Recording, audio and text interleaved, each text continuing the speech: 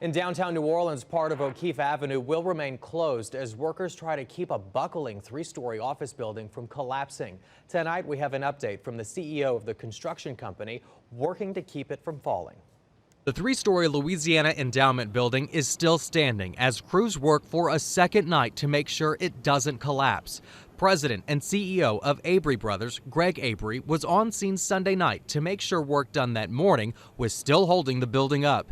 He says the cause of Saturday's partial collapse is not known at this time, but that older buildings do weaken. It's an old building. It's probably 1860s, so it's built with old masonry construction. That's typically, it's kind of weak. It's not new type construction with steel and things. So it's just very old, and we see that a lot in these old buildings that they just, with time, they just start to wear out and get weak. He says O'Keefe Avenue near the Lafayette Street intersection will remain closed, possibly through Wednesday. And once it does open, traffic will be limited to prevent vibrations from the street affecting the building's stability. We've got this cordoned off to a certain point.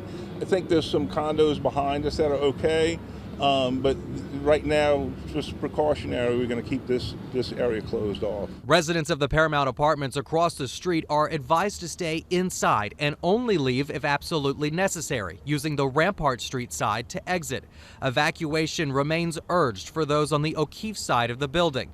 The good news, though, is that the distressed building should be saved. But it's fixable. The buildings certainly can be repaired. While people can still access their apartments, Maypop Restaurant on O'Keefe is closed until further notice. With no update from the fire department Sunday, the owner of Maypop expressed his frustrations on social media, writing, "We appreciate NOFD for doing their jobs efficiently and keeping our staff and customers safe.